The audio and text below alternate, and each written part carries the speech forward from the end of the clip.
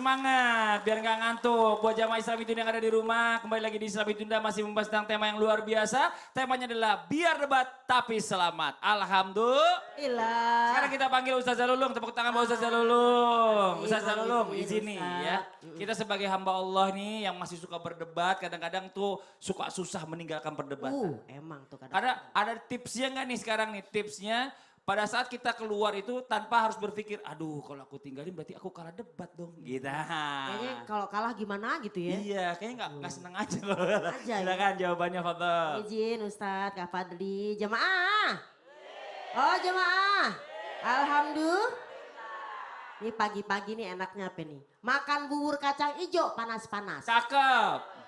Aku rasa jilbab hijau udah lunas.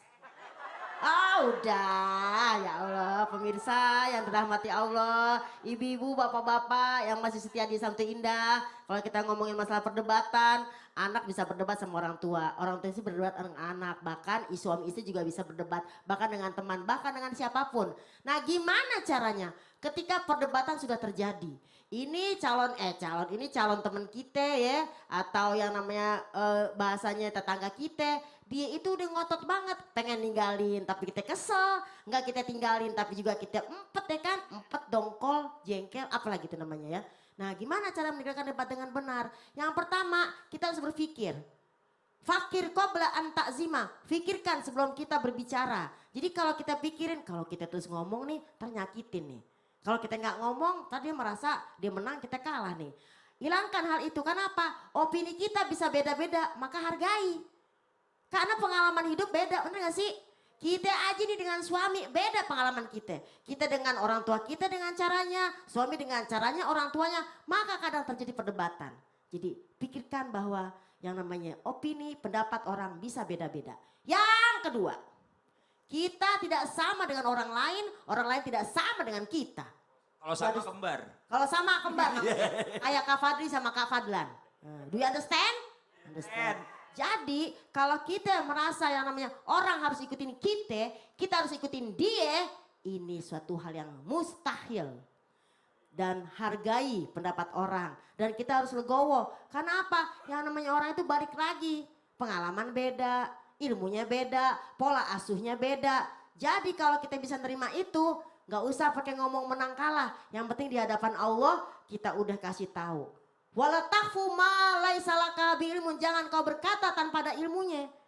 Ibu nih kalau sakit gigi ke dokter mana?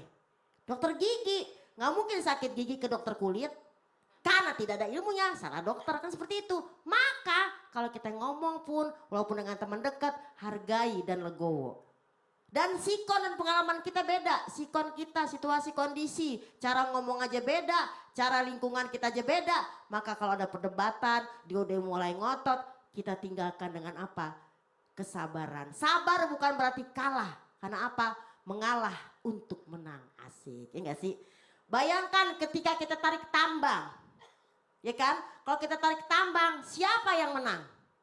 Apakah yang mengalah, yang mundur atau yang maju? Ayo, ya Allah gue mau jatuh. Yang mundur. Nah, ketika kita mundur kita menang kan? Coba kalau kita maju. Maka mengalah bukan berarti kalah. Jadi kita di hati harus bilang gini, ya Allah emang sih hati sakit hati.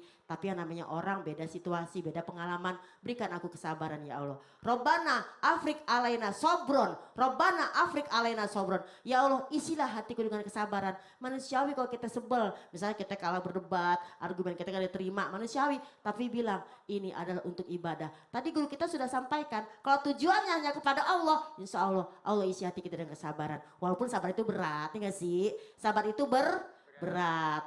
Biar kita sabar, insya Allah kita sehat. Balik lagi, sehat itu mahal gak Bu? Sakit itu juga mahal gak Bu? Yang lebih sakit, lagi sehat disakitin. Nah buat yang pada disakitin, yang sabar ya. Mudah-mudahan Allah berikan jalan keluar. Sekali lagi yuk baca doa. Robbana Afrik alaina sabron Sabit akdamana wansurna alal qaumil kafirin. Ya Allah isilah hati kami dengan kesabaran, lapangkan hati kami, berikan kami legowo karena hidup kami sangat berbeda situasi dan kondisi. semoga Allah berikan jalan keluar. Amin. Itu aja soalnya Iya. kita kalau kita nggak mau ngalah juga repot. Tadi saya rapat sama Ustadz Maulana. Apa tuh? Ada orang sakit gigi dia ke dokter kulit. Iya salah itu. Ada. Dia berdebat. Bukan. Ada. Karena dia mau facial dulu. Iya. Tepuk tangan buat Ustadz dulu. Masya Allah luar biasa. Jamaah. Kita lanjut lagi nih ya. Waktu kita memberikan kesempatan kembali untuk jamaah bertanya langsung sama guru-guru kita. Tapi sebelumnya kita kembali dulu ke segmen Tanya Dong Ustadz. Kami semua tanya dong Ustadz. Oke yang mau nanya boleh silakan angkat tangannya. Ayo gantian ya. Sekarang dari sebelah sini. Ibu ini tadi belum tuntas Ustadz Maulana. Izin ibu perkenalkan diri lagi boleh berdiri. Bismillahirrahmanirrahim. Assalamualaikum warahmatullahi wabarakatuh. Waalaikumsalam warahmatullahi wabarakatuh. Perkenalkanlah nama saya Himmatul Aulia dari Majelis Taklim Al-Mukarramah Penggaron Kidul Kota Semarang. Tepuk tangan buat Ibu Hilma ya. Nggih. Iya. Fulia. Fulia, oh ganti nama. Oh kemarin bikin nasi kuning baru berarti. Tahu sih Bu. Iya Bu lanjut Bu pertanyaannya. Ustadz Maulana, jadi bagaimana hukumnya orang yang merayakan kemenangan dari hasil debatnya? Apakah boleh kita datang untuk merayakannya? Terima kasih. Siapa pencerama? Ustadz Maulana dong. Keke dia. Itu aja. Assalamualaikum warahmatullahi wabarakatuh. Waalaikumsalam warahmatullahi wabarakatuh. Makasih silakan dijawab Ustadz Maulana. Dengarkan baik-baik. Kepada semuanya. Kalau menang dalam perdebatan yang harus kita lakukan jaga perasaan orang. Jaga perasaan orang. Dan ingatlah kepada Allah. Atas apapun yang kalau bisa aja kita adakan syukuran. Ya, tapi ada baiknya jangan tunggal. Bikinlah acara halal bihalal. Ya, halal bihalal. Maka sebenarnya kesyukuran debat itu diadakan pengajian. Nah, sekarang enak ini. Saya senang lihat di Jakarta di mana-mana ini alhamdulillah semua acaranya maulid, padahal acara akikah. Ya benar. Maulid semua, jadi semua adalah sesuatu yang mengantarkan ingat Allah. Maulid sekaligus ulang tahun anaknya. Maulid sekaligus masuk rumah. Bagus seperti itu. Makanya saya langsung tanya, siapa penceramanya? Iya. Kenapa? Kalau hostnya- Supaya acara. Kenapa? Hostnya udah tahu saya. Ya. Penceramanya yang belum dapat. Kenapa? Nggak apa-apa syukuran debat, tapi usahakan ada unsur mengingat Allah di situ. Sehingga ada dua yang dihasilkan di situ. Jadi mohon izin, ada dua yang dihasilkan. Apa yang dihasilkan? Kalau tadi adakan acara tapi jangan tunggal. Supaya menjaga perasaan orang. Jangan sampai syukuran habis debat. Kan tidak enak orang yang lihat itu. Ada enak kata-katanya. Jadi ada baiknya dirangkul, diramu, dibungkus dalam bentuk acara yang mengingatkan kepada Allah. Dan berikutnya, mohon maaf jamaah. Sehingga menghasilkan dua. Merangkul yang tidak menang dan memperbaiki keadaan. Jadi bukan merusak keadaan. Ada baiknya seperti itu. Sehingga mohon maaf contoh ada pergantian kepala sekolah. Kepala sekolah yang baru kita syukuran karena kita menggantikan kepala sekolah. Adakan saja acara syukuran. Jadi yang diganti jadi kepala sekolah itu sakit hati. Seperti itu. Jangan. Makanya yang paling bagus ada acara serah terima. Nah itu bagus. Serah terima. Jadi semua jadi bahagia. Yang meninggalkan jabatannya dapat hadiah ucapan terima kasih. Yang baru masuk dapat ucapan selamat. Tapi tanpa kado. Jadi dirangkul semua. Jadi hubungan silaturahmi tidak boleh putus. Tidak boleh putus. Bayangkan kalau kau sudah syukuran. Karena alhamdulillah menang. Terus ternyata hasilnya buruk. Malu sendiri. Oh na'udzubillah. Malu sendiri. Jadi ada baiknya merendahlah. Iya. Merendahlah. Tidak semua yang meminta tangannya begini. Betul. Karena ada juga yang meminta begini tak? Mau nyebrang. Mau nyebrang. Topin angkot. Terima kasih banyak Ustadz Maulana, tepuk tangan Pak Ustadz Maulana ini, Masya Allah luar biasa. Kita kasih kesempatan lagi untuk penanya berikutnya yang mau bertanya, silakan angkat tangannya Ibu. Oh iya, oke, berikutnya boleh, silakan Ibu, tengah ya. Assalamualaikum warahmatullahi wabarakatuh. Waalaikumsalam warahmatullahi wabarakatuh. Tanya dong Ustadz, Silakan Ibu. saya Ibu Siti Nurul Hidayati dari Majelis Taklim Al Mukaromah Penggaron Kidul, Kota Semarang. Tepuk tangan buat Ibu Siti. Silakan pertanyaannya Ibu. Ustadz Syam, saya mau bertanya, Ustadz Ya, Syam. Ibu. apakah dahulu Rasulullah juga pernah berdebat? Hmm. Lalu sikap beliau ketika diajak berdebat bagaimana? Terima kasih. Assalamualaikum warahmatullahi wabarakatuh. Waalaikumsalam warahmatullahi wabarakatuh. Terima kasih banyak Ibu Siti. Silakan dijawab Ustadz Syam. Baik guru-guruku yang dimuliakan Allah Subhanahu wa taala, Al-Qur'an surah An-Nahl ayat 125. A'udzu billahi minasy syaithanir rajim.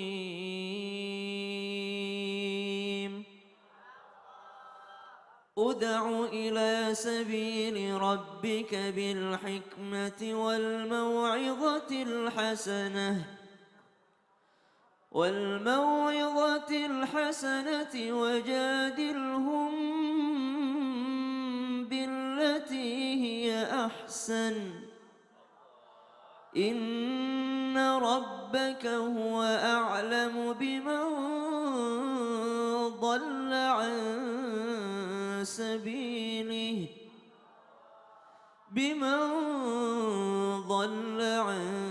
سبيله وهو أعلم بالمهتدين.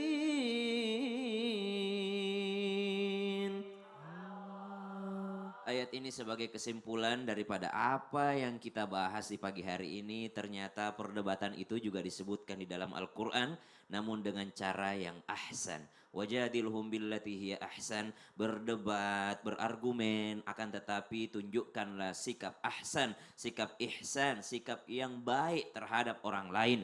Maka subhanallah, jika ditanyakan apakah Rasulullah sallallahu alaihi wasallam pernah didebat oleh orang, ya pernah didatangi oleh orang, maka ada sebuah kisah tentang Utbah bin Rabi'ah. Utbah bin Rabi'ah ketika baginda Nabi sallallahu alaihi wasallam masih berada di kota Mekah, belum hijrah ke Madinah, maka datanglah Utbah bin Rabi'ah ini kepada baginda Nabi sallallahu alaihi wasallam, yang mana baginda Nabi sallallahu alaihi wasallam sedang berada di dalam Ka'bah. Maka Utbah bin Rabi'ah datang kepada Rasulullah SAW. Ya Muhammad, saya mau tanya, kata Utbah bin Rabi'ah ini, apa wahai Utbah, siapa yang lebih mulia, kau atau Abdullah? Abdullah ini ayah daripada baginda Nabi Muhammad sallallahu alaihi wasallam. Nabi Muhammad sallallahu alaihi wasallam terdiam, tidak menjawab pertanyaan tersebut. Lalu Utbah pun kembali bertanya kepadanya, kalau kau tidak mau jawab siapa yang lebih baik darimu daripada Abdullah, kalau gitu aku nanya deh, kalau Abdullah sudah meninggal dunia, sudah wafat, ya udah yang masih hidup deh, yang mana yang lebih baik Muhammad, kau atau kakekmu, yaitu Abdul Muttalib, yang mana lebih baik kau atau kakekmu itu? Rasulullah sallallahu alaihi wasallam pun terdiam. Maka Utbah bin Rabi'ah pun melanjutkan pertanyaannya, kalau kau tidak bisa jawab, tentu saja bapak dan kakekmu itu lebih baik. Sedangkan sekarang kau berdakwah mencela apa yang disembah oleh bapak dan kakekmu. Karena Utbah bin Rabi'ah meyakini bahwa Sayyid Abdullah, ayahnya Nabi, dan juga kakeknya Nabi itu menyembah berhala. Menurut keyakinan Utbah bin Rabi'ah. Namun menurut keyakinan kita tidak.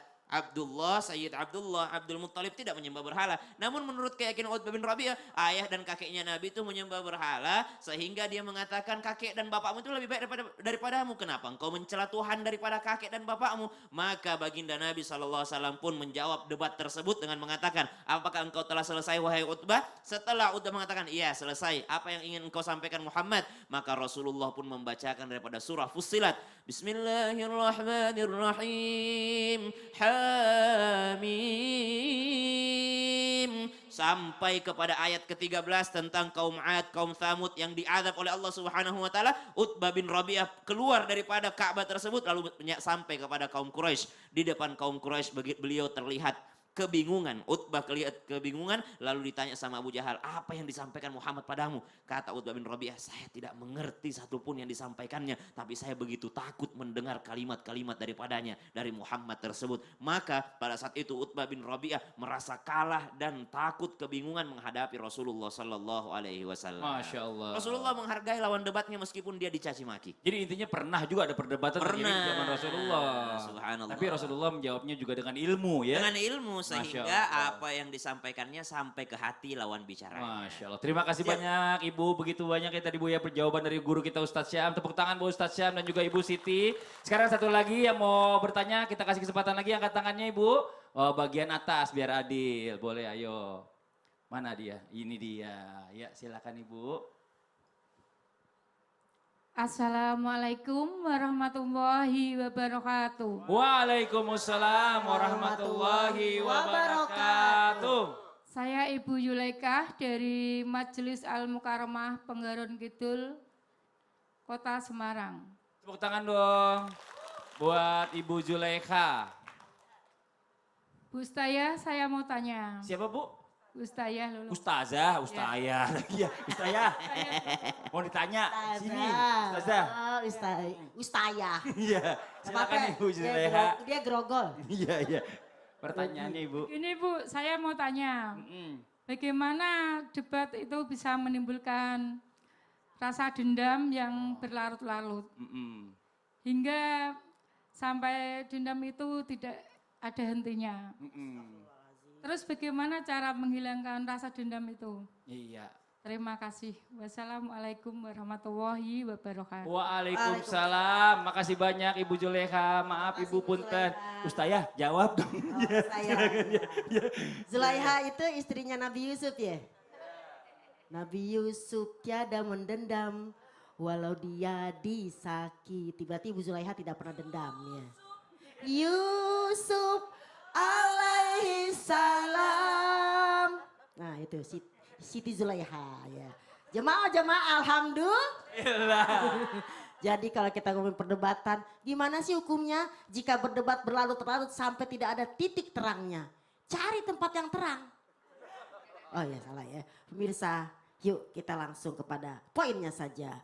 Kalau kita ngomongin masalah perdebatan gak ada titik terangnya, ada salah satu kalimat yang sangat indah yang disampaikan oleh para ulama kita. Salah satu adalah Allamah Said Abdullah bin Alawi Al-Haddad dalam kitabnya berjudul Risalatul Mu'awanah wal Mudaharoh wal Muazaroh. Menjelaskan apa beliau? Masya Allah tabarakallah. Dilarang kita berdebat berkepanjangan. Jangan sekali-kali melibatkan dirimu dalam perdebatan berkepanjangan pemirsa. Karena apa? Sebab hal itu akan mengobarkan kemarahan, permusuhan, membangkitkan kebencian, bahkan merusak hati, menimbulkan permusuhan, ya kan? Jika ada seorang yang mendebatmu dengan suatu kebenaran, terimalah. Sebab kebenaran itu selalu lebih patut untuk diikuti. Tapi pemirsa, bila dia terus mendebatmu dengan suatu kebatilan, berpalinglah darinya. Tinggalkanlah orang tersebut. Sebab dia adalah seorang yang jahil. Sedangkan Allah telah berfirman dalam Al-Quran. Berpalinglah dari orang yang jahil. Dan satu dari kata mahfuzot nyatakan apa? Tarkul jawabu alal jahili jawabun. Meninggalkan perdebatan, tidak menjawab orang yang jahil adalah suatu jawaban. Jadi kalau ada orang yang ngomong berkepanjangan, satu senyumin aja. Dua bersihkan hati. Kalau kita ikutan panjang gak selesai, maka kita sama seperti dia levelnya. Ingat pemirsa, strawberry, mangga, apel, sorry gak level. Jadi kita harus legowo. Karena apa? Kalau kita berkepanjangan, kita sama-sama jahilnya. Apa tadi? Strawberry, mangga, apel, Sorry nggak level. Strawberry, mangga, kocok, sorry nggak cocok. Nggak cocok udah deh nggak usah dipanjang-panjangin. Gitu. Itu aja, makasih banyak. Tepuk tangan buat Ustazah. Ustayah Lulung Mumtayah. Ustayah. Iya, Masya Allah. Buat jamaah Islam itu yang ada di rumah jangan kemana-mana. Setelah ini kita lanjut lagi, saya akan membacakan pertanyaan dari jamaah yang di rumah nih ya. Makanya jangan pindah channel, tetap di Islam itu Indah. Jamaah